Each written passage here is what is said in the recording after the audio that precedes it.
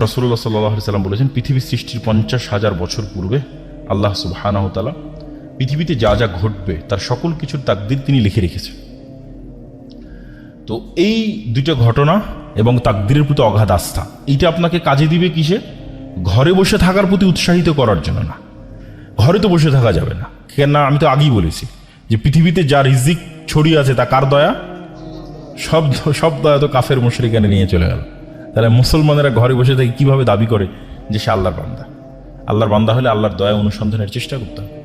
সাহাবীরা করেছে, নবী রাসূলেরা করেছে, আমাদেরকেও চেষ্টা করতে হবে। আল্লাহ সুবহানাহু ওয়া তাআলা পৃথিবী সৃষ্টির 50,000 বছর পূর্বে পৃথিবীতে যা ঘটবে তার সবকিছু লিখে রেখেছে।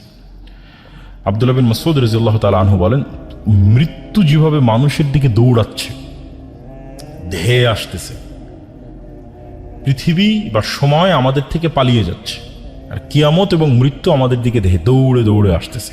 প্রতি সেকেন্ডে যত কিলোমিটার গতিতে আলো চলতেছে তত লক্ষ কিলোমিটার গতিতে আমার মৃত্যু আমার দিকে ধেয়ে আসতেছে।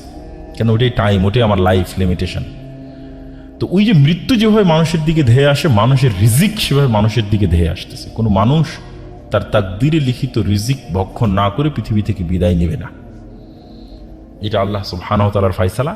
এই তাকদীরের বিশ্বাসটা আপনাকে কাজে দেবে হার্ড টাইম, কঠিন সময়। আর বাকি সময়ে আল্লাহর দয়া এবং আল্লাহর রহমত অনুসন্ধানের জন্য জান প্রাণ বাজি রেখে চেষ্টা করতে হবে। কিন্তু তাকদীরের প্রতি বিশ্বাসটা কাজে দিবে কোথায়? যখন কঠিন সময়, তখন। যেটাতে রাসূলুল্লাহ সাল্লাল্লাহু আলাইহি ওয়াসাল্লাম এই হাদিসে বলতেছেন যে কাতাবাল্লাহু মাকাদির আল খালাইক ক্বাবলা আন ইয়াখলাকাস সামাওয়াতি ওয়াল আরদ বি50,000 সানা। আর দুনিয়া বিমুখতার যে হাদিসগুলো, ইসলাম সন্ন্যাসবাদ কখনোই নয়। এত বড় বড় কোটিপতি সাহাবী আছে, সব রাসূল সাল্লাল্লাহু আলাইহি ওয়াসাল্লামের জান্নাতের সুসংবাদপ্রাপ্ত 10 জন সাহাবী। যে 3 জনের নাম বললাম, উসমান গনি, তার নামই দেওয়া হয়েছে ধনী, গনি মানে ধনী। জুবাইর ইবনুল আওয়াম, তৎকালীন মদিনার ব্যাংকিং সিস্টেম উনি কন্ট্রোল করতেন। সবাই এসে তার কাছে টাকা জমা রেখে যেত, উনি মানুষের টাকার লেনদেন করতেন এবং উনি নিজেও কোটিপতি ছিলেন। ওনার বিশাল বাংলো বাড়ি ছিল মদিনাতে, যেটার কিছু ভগ্নাংশ, খণ্ডিত অংশ এখনও পাওয়া যায় মদিনাতে। বড় বড় সব খেজুর বাগানের মালিক ছিলেন। আর আরেকজনের নাম বললাম আব্দুর রহমান বিন আউফ। 3 জনই কোটিপতি, 3 জনই জান্নাতের সুসংবাদ প্রাপ্ত।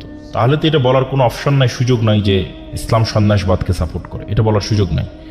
কিন্তু দুনিয়া বিমুখতার যে হাদিসগুলো বা দুনিয়া বিমুখতার যে ঘটনাগুলো, এগুলো হচ্ছে আপনাকে সাপোর্ট দিবে আপনার টাফ টাইম এবং হার্ড টাইমে।